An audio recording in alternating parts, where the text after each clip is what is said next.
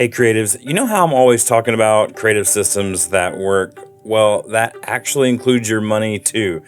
If you're still shoving receipts in a shoebox and hoping for the best come tax time, we need to talk about the core group. They're a profit first certified accountants who actually understand the creative hustle. No judgment, just clarity. They help you build financial systems that create margin in your business instead of stress. And this is coming from me.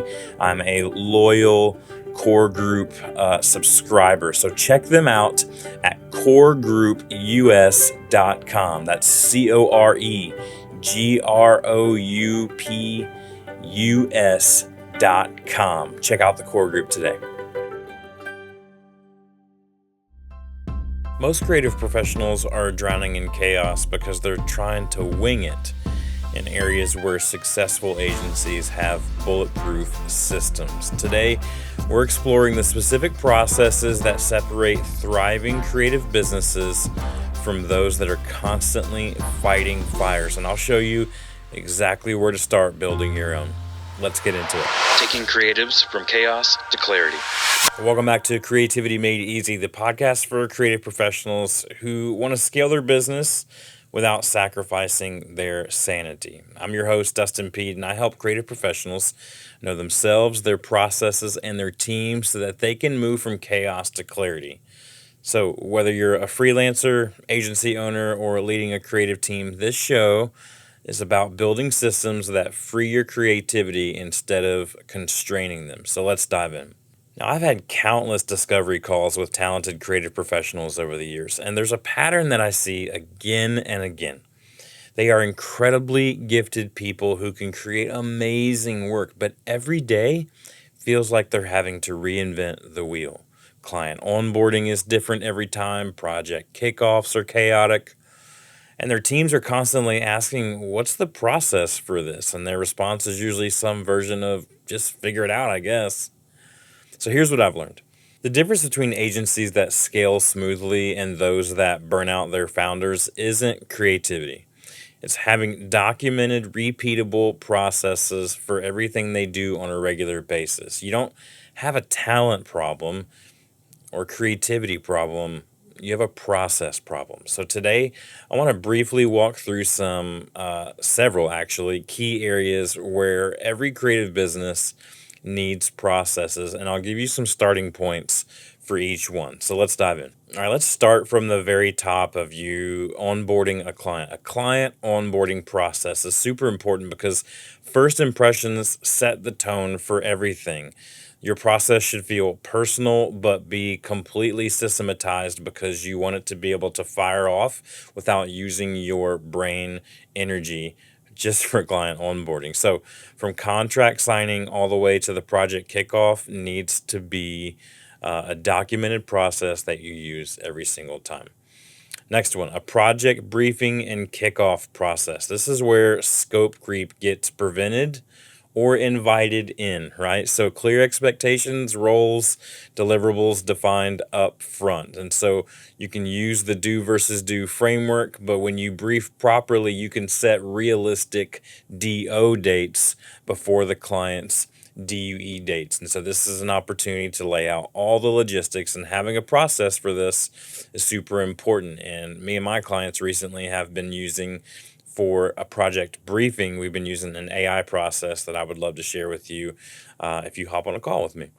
Next one, a client journey process or a client journey defined. A lot of creatives lose their clients at about the 80% mark. They're really good at starting, and they get a lot of really good energy all the way through until about the 80% mark of the project or the life of the client, and then it starts to really kind of fall off really quickly, their energy and their deliverables. But understanding each next step, right? It's like they tell you in sales, like always have a next step defined.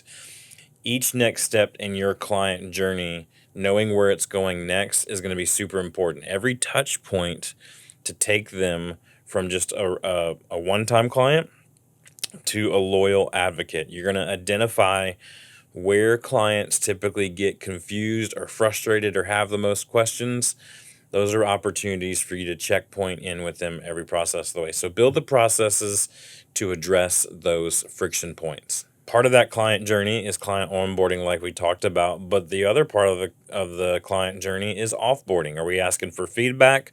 Are we asking for a referral? Or what is it that we're asking of the client at the end of our journey together?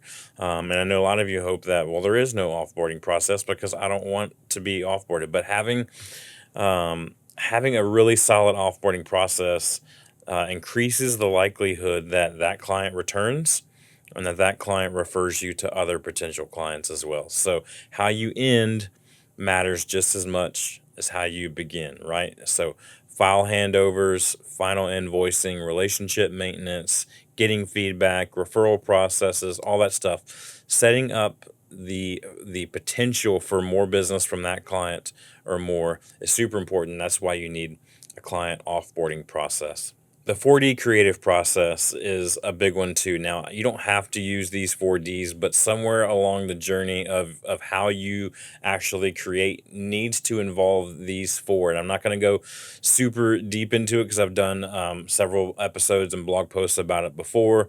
But the 4D creative process is basically saying every creative process needs to have a moment that you define the problem, that you dream about solutions, that you design those potential solutions, and then you develop the actual solution to your problem. Every creative process needs to have those four parts, whether you name them something differently or not. And it gives structure to the inherently messive creative journey when you're like, I got all these ideas and I don't know where to go next. That means you're in the dream phase. The next thing you need to do is to design. You're like, I've got the design and just don't know what to do next.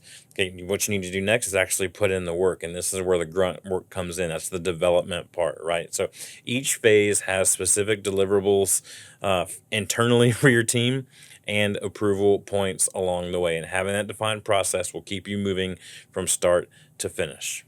Next thing you need is not only a content creation process, but a review process. So all of us as creatives, we're creating some kind of content, right? We're creating audio content, video content, visual design content, whether it be for us internally for our business and most importantly for our clients. But who creates what and when do they create it and how do they create it?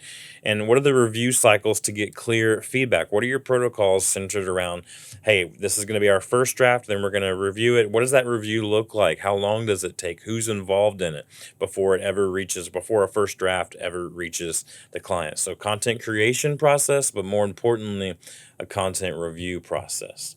The next one, again, is a part of that as well for feedback and revisions. Think about Pixar and how they would get together and they would poke holes and ask questions throughout their process of writing a story. They call it their brain trust meetings, right?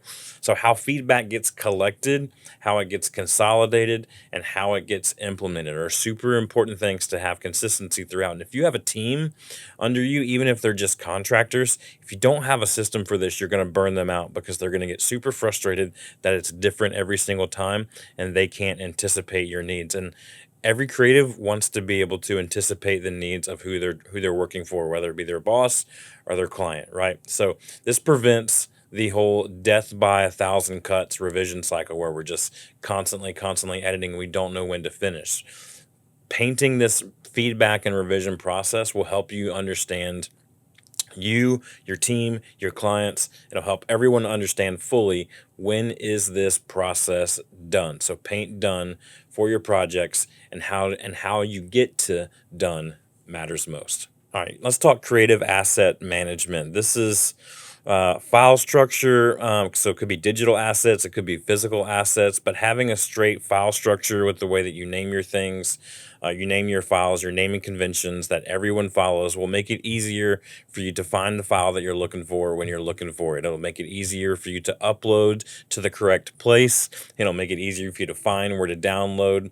Having version control and backup systems are super important. So what does that look like for you? You may be thinking, well, I just kind of throw it up there and hope that I remember the way that I named it or hope that I can find it when I need to or type of thing. And you're wasting brain energy when you're doing that. So whether it be a digital asset like file types and things like that, or it be physical assets. Maybe you're a video agency and you have all sorts of equipment that comes in and out of your office or your basement or your garage or your studio space constantly. Having some type of inventory of how those things are going in and out, who has them, when does the proper maintenance need to be done on those things so they don't break down on you in the middle of a shoot. Do we have SD cards on this shoot or do we not? Little things like that go a long way. So having a creative asset management system in place is huge. Next is team, and I would also add client communication protocols. When are we using email versus text versus Slack versus a project management tool? How are we communicating? What are our meeting cadences, and how do we actually set an agenda for that? We don't have to have this full-on documented agenda for every meeting, but there needs to at least be 3 or 4 bullet points sent in a Slack message where people know they can go to and go, this is what I know we're going to be talking about. You can add it even to the calendar notes section of that meeting, right? But when do we email a client, or when do we email internally? When do we use Slack? When do we use text messages? For example, I always tell my team we use Slack for business and we use text messages for personal things. So if I text you a business related question, you are more than welcome to haze me for sending you that and remind me to send the message on Slack and not on text because it's work related, right? So, but if someone sends a message in Asana or Monday or whatever tool you might be using, how do you know to check there? And so understanding when and where and how to check those communication pieces is going to be vital for not only for your team, but for your client as well. Next up, let's talk about project management. Project management. This is, again, where I see creatives get the most stuck. They get super excited about the project. They dive headfirst in. They get all the way through probably the first 3 Ds of define, dream, and design. And now it's time to develop, and we don't know what's supposed to be what. We don't know where things are happening, when things are actually supposed to be DO versus DUE. And so you need a consistent approach regardless of the project size. Some people are like, oh, this is just a quick little thing. You need to have a consistent approach, because if you start scaling back off that approach, you lose consistency. You lose consistency, you begin to lose excellence. You lose excellence, you start to lose clients, which means you start to lose money. So we all want to get better at our project management process. So status updates, milestone tracking, resource allocation, the integration between tools and team workflows, all super important things to remember. And next up, since we're talking about our teams here as well, how about performance review process?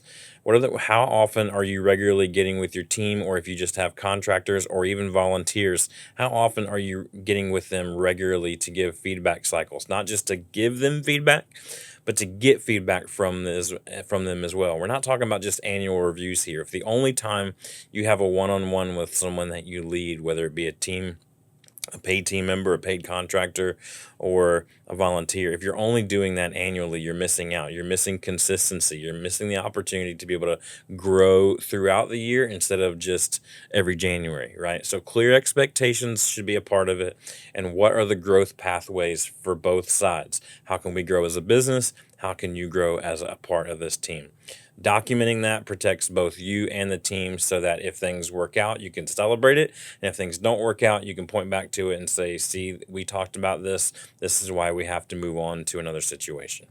So speaking about our talent and people that we work with, how do you acquire talent? How do you hire? How do you bring on new contractors? How do you decide who to work with and who you don't? There needs to be a systematic approach to finding, and not just finding, but also integrating great people. Do you have an onboarding process for a team or for a contractor, right? So you've sent the message out there, hey, we're looking for an editor, we need a junior copywriter, we need a production assistant, whatever the case is, you put it out there.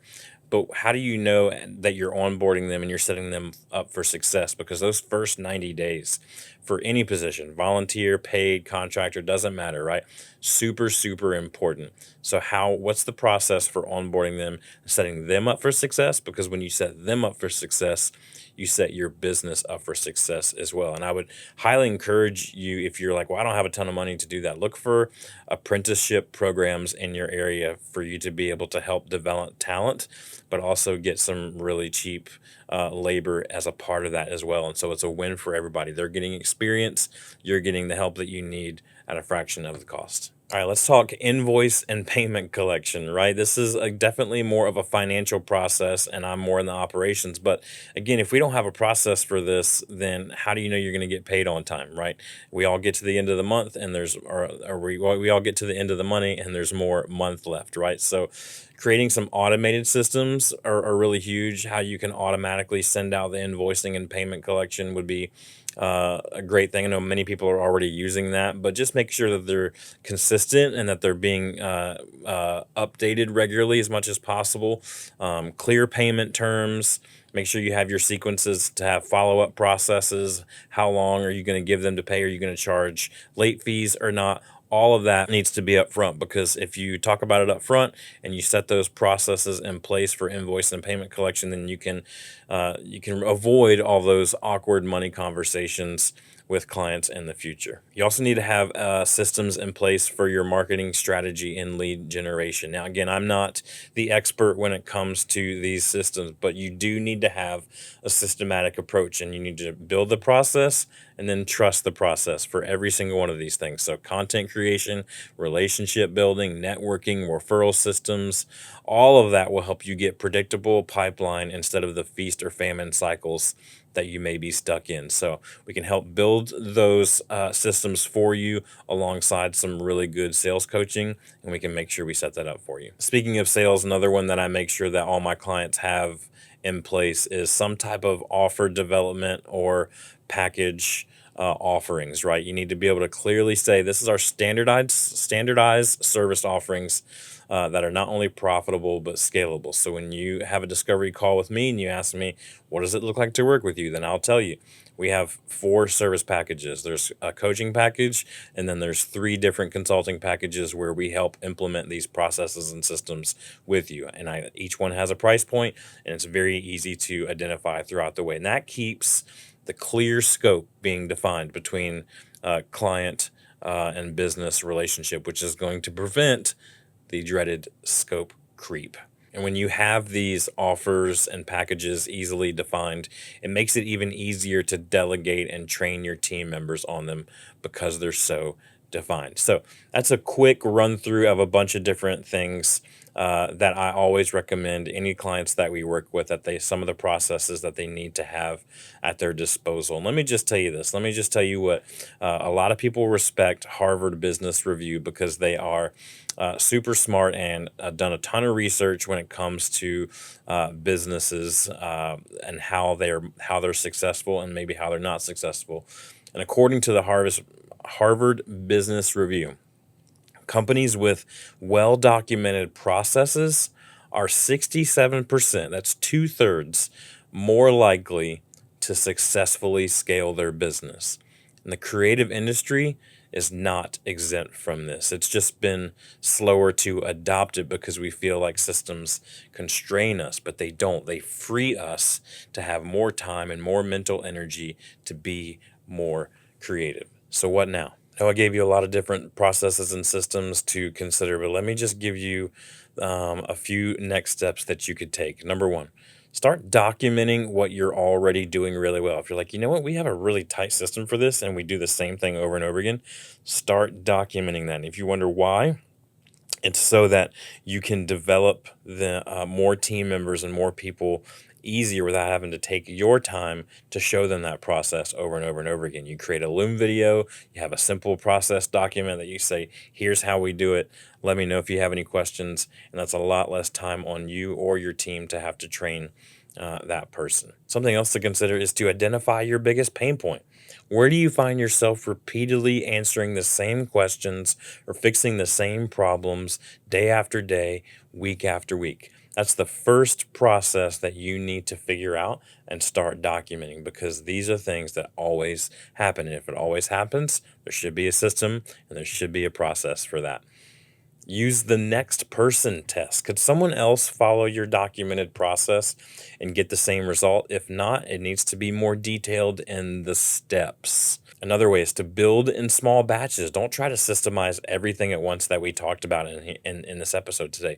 Pick one or two areas that we talked about today and start building that process. And when you build it, test it, and then refine it, and then move on to the next one. And lastly, get your team involved. If you have a team, again, volunteer, contractor, pay, it doesn't matter. Get the team involved. The people doing the work often have the best insights into what the process should be. So be sure to include them in the development of those processes. I want to remind you, you can get all sorts of free tools for these processes on my website, dustinpeed.com/free. The do versus do framework is up there. We have time and energy audit kits on there, client onboarding, future you framework, all these things at dustinpeed.com/free. So here's the thing about processes.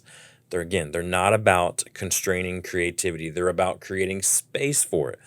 And when you and your team know exactly how to onboard a client, manage revisions, and deliver projects, then you can start focusing your mental energy on doing great creative work instead of figuring out all these logistics. I've seen agency owners reduce their stress levels dramatically and increase their team's productivity by more than 30% just by implementing a handful of key processes.